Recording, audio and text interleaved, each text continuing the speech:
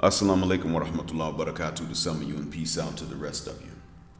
The blackest hearted, blackest minded, blackest man is signing blacking and shining again after being relatively inactive because I was just really busy. I was actually busier in the States than I would be during a normal work month in the country and city in which I work. Sorry about that.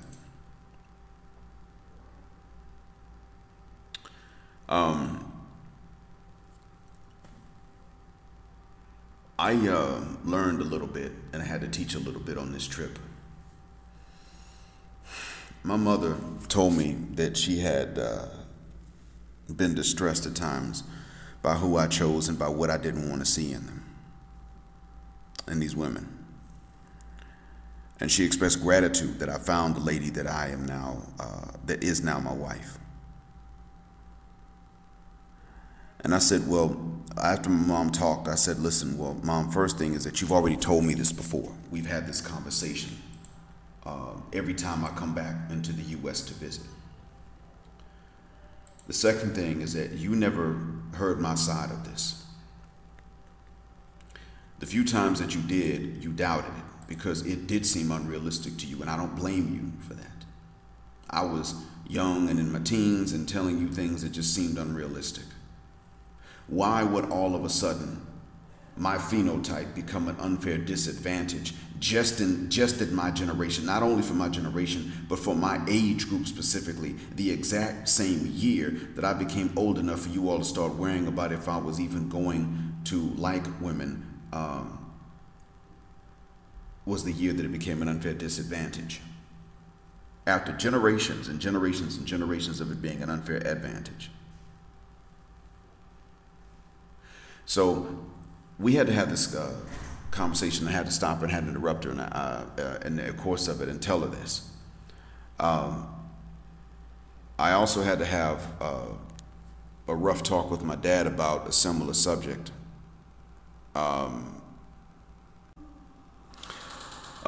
But in the conversation with my mom, I had to explain to her that, look, I had to leave the United States to find a lady to whom I'm currently married. I had to leave the West in general. And I didn't think that if I ever found someone like her that she would have ever even spent a portion of her childhood in the West, or even a portion of her adulthood in the West. And wound up being a neighbor to a non-Western sister that had spent part of her childhood in the West, and then left voluntarily on her own volition, sacrificing the creature comforts of the West to perform a hijrah, and then coming to the Gulf wherein certain creature comforts are still there and certain ones are not. You sacrifice some things if you make hijrah and you come to the Gulf. If you perform hijrah and come here to the Gulf, there's still some sacrifices. It's just not necessarily the same as if you performed hijrah to Afghanistan, which has been bombed back to the Stone Age. So it's still a sacrifice. And at the time she and I both performed it, which was about a year apart, it was a bigger sacrifice than what it would be today. But then in some other ways it was not. Point is, you see the mindset. I had to stop my mother and also say to my mother, look, when I lived here in the States, you may not have approved of my choices, but what I kept trying to tell you was that all the others were worse. All of them. There were no exceptions. I want you to stop, Mom, and think about what you were looking for me, what you wanted them to have because of what you saw me having, and understand that they looked themselves at what they had, and they said, what I have is too good for someone like that. Not even because it was actually too good. They simply looked and said, what I have is too good for me to be seen out in public with that, even if I like that. Because that's not what's in right now. That's not what's hot. And I said to my mom now, the other thing too was that, neither of us knew. But when I suspected that when I suspected that the phenotype was the issue, and I brought it up, Y'all dismissed it, but you didn't consider the possibility that I could have been right. And then you later compared me to a cousin, your cousin, who was a prolific womanizer and who we now know is a doggone narcissist that doesn't really care about anybody but himself. Now we understand that. So bad you cut ties with his mother and you cut ties with him, and he moved down the highway from us along the Gulf Coast. I later had a conversation with my brother. In the conversation with my brother said that he had grown up feeling bad about his relative failure in the same arena. And that he also, when he finally met our cousin, to whom my mom, I wouldn't say compared me in a disparaging way, but the cousin whom my mother advised me from whom to take tips, which, and that was well-meaning on her part. My brother said that when he made the comparison between himself and this cousin, that he felt bad trying to figure out what he was doing wrong, what was wrong with him. And I let him talk, and I said to him, you didn't have to do anything wrong. Younger brother, all you had to do was be normal, even above normal. You didn't have to do anything wrong. That was wrong enough because of the environment we're in and because of how we're trained to endlessly pursue and how they're trained to fit the guck up like money and run, even against their own interest. They're trained ego. They're trained at war with us. Now, my brother wasn't certain why I said it was a war, but then I said to him, look at what you were trained to accept and look at what they're trained to demand. It's simple. They were never taught to feel bad about who they weren't getting, unless, of course, they weren't getting the top 10% in terms of wealth, height, muscle, all that. All of them were trained to focus on the top 10% and only judge themselves by their failure to acquire that top 10%. Or 20, whatever the number is. It's a small minority, and that it was only that small minority of us that could leave any of them high and dry and have them questioning themselves. Then look at what you were trained to accept. Look at the body mass index you were trained to accept. Look at what you were trained to think is unrealistic for you, or for men in general, and you see the difference. No one sat them down and told him, well, these standards are unrealistic, and only 6% of 14% of men are going to meet even 4 standards. No one said this to them. They're demanding that. All of them are demanding the commonality of that which Allah has already made rare for a reason. And in the event that Allah gave them what they wanted, the commonality of that which is rare, it would no longer be rare. It would lose its value. They would turn around and start looking for something else that's equally rare and then demand that be common for them. That's it. They're at war with each other and with us. My brother understood it in the end. I found out that he is RP. He's RP aware without even knowing what that term meant outside of the Matrix movie. Now he knows what that term means. He's even said, eventually, selling them draws is going to have to be decriminalized. It'll have to be. It'll even have to be legalized. He said there's not going to be any other way, because somewhere down the line, in the West, they cannot behave themselves even decently without an overwhelming competition. And even then, many of them don't want to compete as wives with hoes. They'd rather just go ahead and be the hoe. But then they're in competition with each other. Next, I had a conversation with my father. Already my son knew that the route that is suggested for him is the route of skills, trade, and then also education. But skills and trade first, a way to make income so as to not go into major educational debt and then come out and have to look for a job you're never going to find. Said this to my son. This was years ago. This time, my first full day back in the States, my son and I were swimming, and I had some reggae instrumentals bumping. Now, the reason for that is that, number one, the way the sound bounces around under the carport before the sound travels out into where the pool is, you only pretty much hear the percussion because you hear the lowest pitches and the highest pitches. Those tend to be percussion. There were no lyrics, so I could hear what my son was saying. He could hear what I was saying. But neighbors trying to eavesdrop would not be able to hear that well. My father came out. My father's an old school Negro, ADOS. He doesn't know that term ADOS. He doesn't use it, but that's how he is. On one hand, he believes that black people from other nations should get a fair shake in the United States and anywhere else.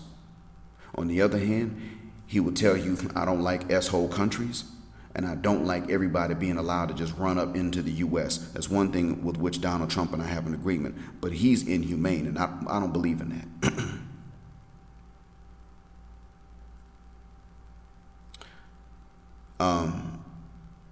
He's that kind of man.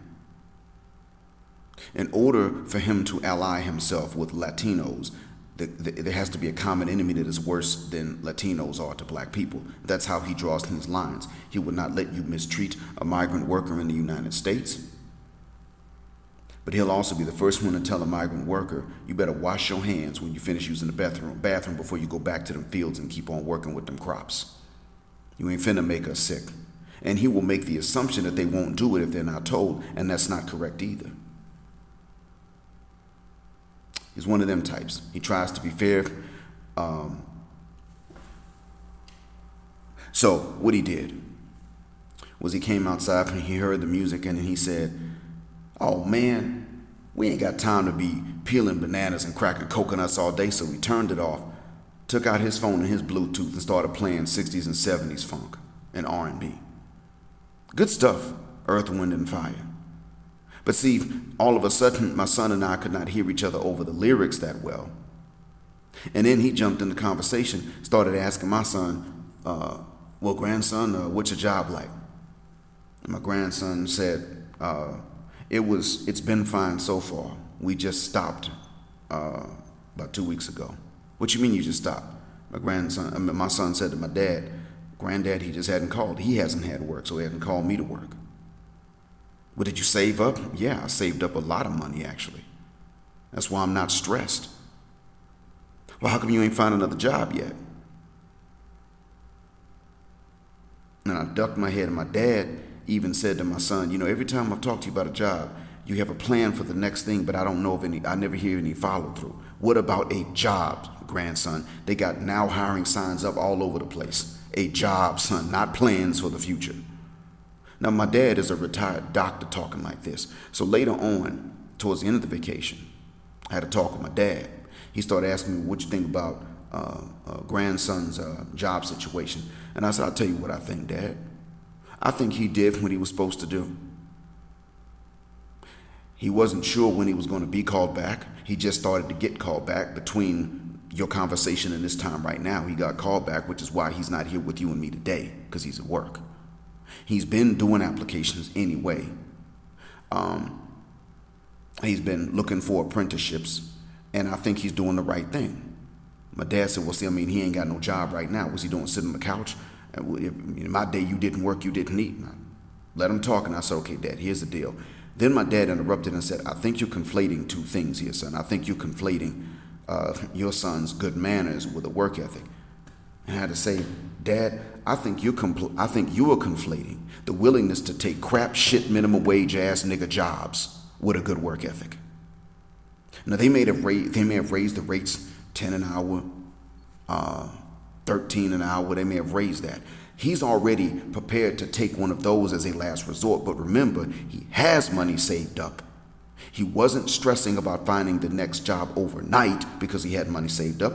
And since I came into town, he could relax and spend time with us and in his spare time do these applications. But since you had that conversation with him and started in on him, he's actually spent less time with me during his vacation so he can do these applications.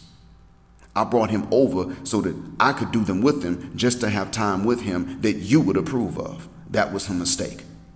I told him, Dad, look for apprenticeships.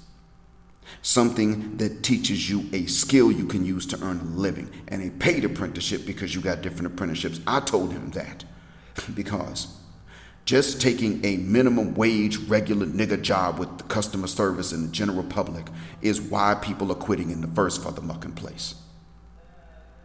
That's why he ain't looking for them. I told him not to until it comes down to the wire. Or until just, nothing else is going to come. And if you can't find anything else but these crap minimum wage jobs, then that means the economy's up.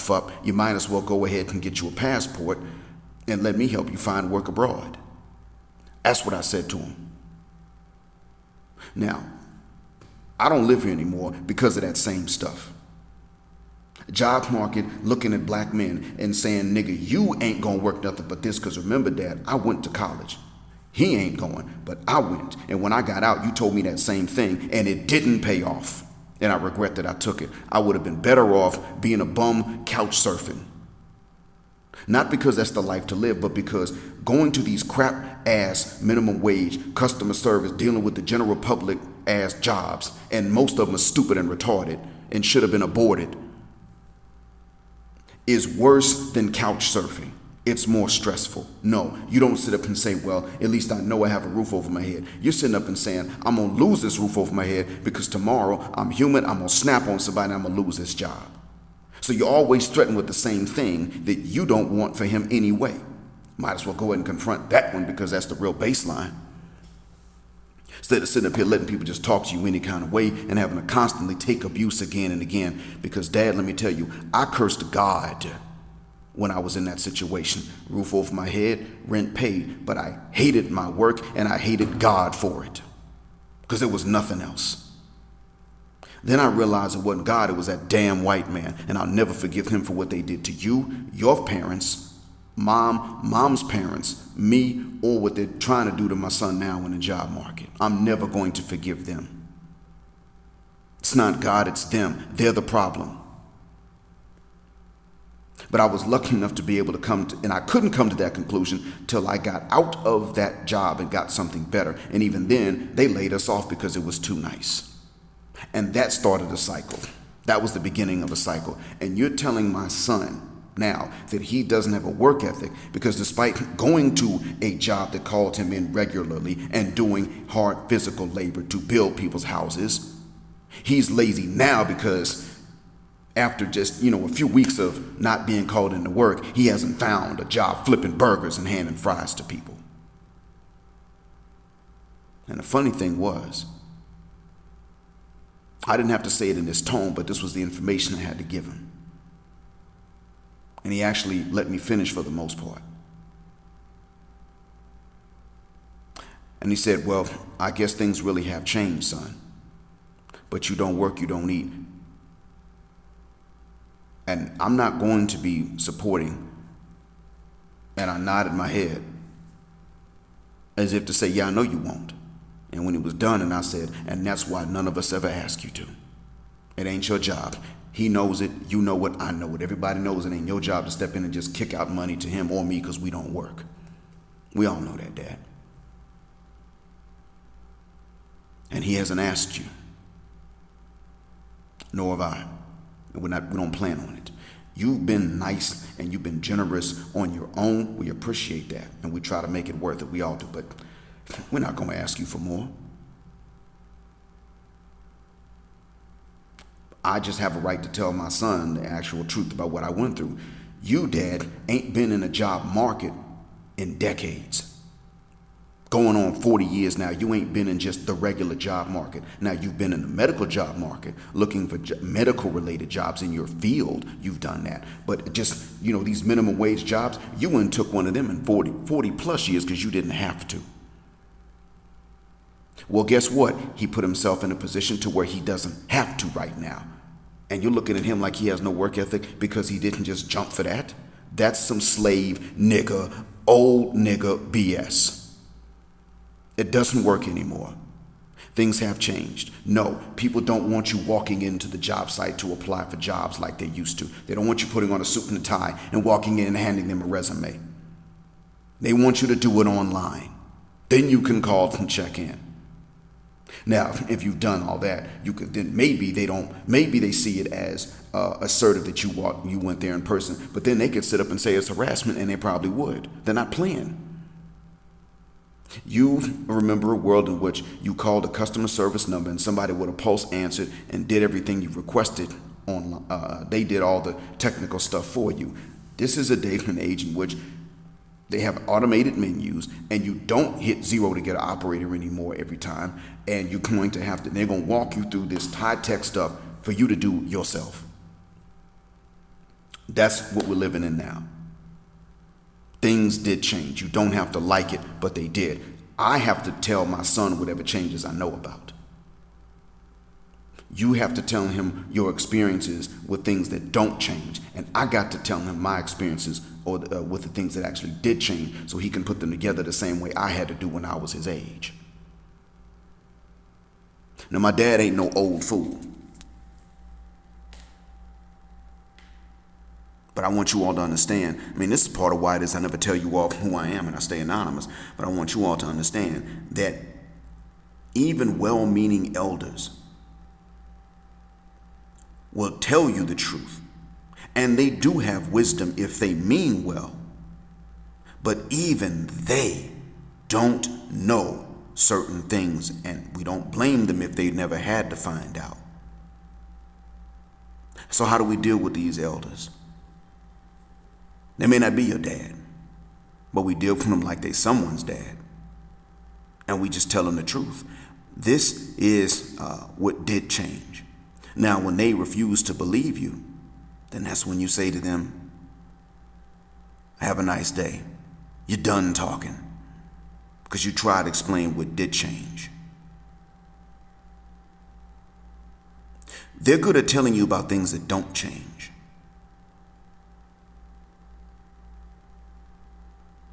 But they also have to be good at listening to find out what did change before they go around advising others. They all do. We all do. And the minute they fail at that or they refuse, you have every right to say, you know what? Have a nice day. I didn't have to do this with my dad, but I realized that there were plenty, because in fact, my father's actually very good about this. He has actually talked about how the job market has changed before. He has actually defended our generation from some of his peers who say, oh, these niggas just lazy. These young folk just don't want to work. He's defended them and said, no, they're all types just like we were. The lazy, the industrious, the ones in the middle, all kinds. But they got a mountain of debt they come out with. They got the school is harder for them. Academically, things are a bit more difficult for them. When they go to these universities and institutions, and it's more expensive, and they come out and everything pays less, they have a far worse margin than what we had to deal with. They can't buy no house for no $20,000.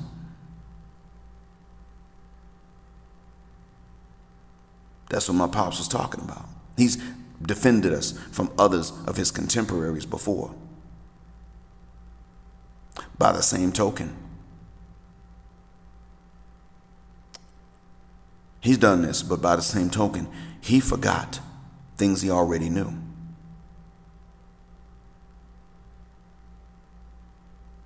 He was worried that his grandson was just a couch potato. He did just because he didn't know certain things, and then other things he knew and he forgot. And to his credit, he said, well, I didn't realize that he'd been working the same job for this many years. I was unaware of that. That does change a lot.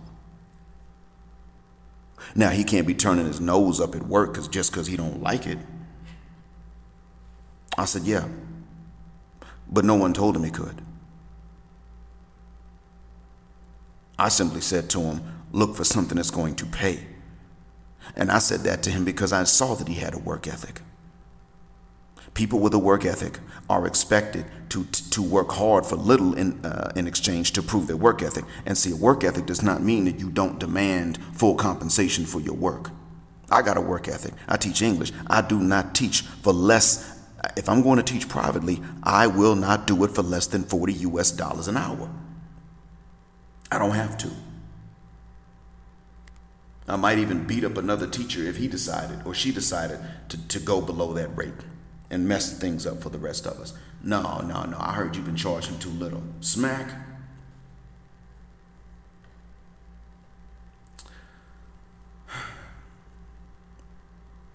But we're going to have to understand that many of you will not be as lucky as I am when dealing with elders. I was fortunate.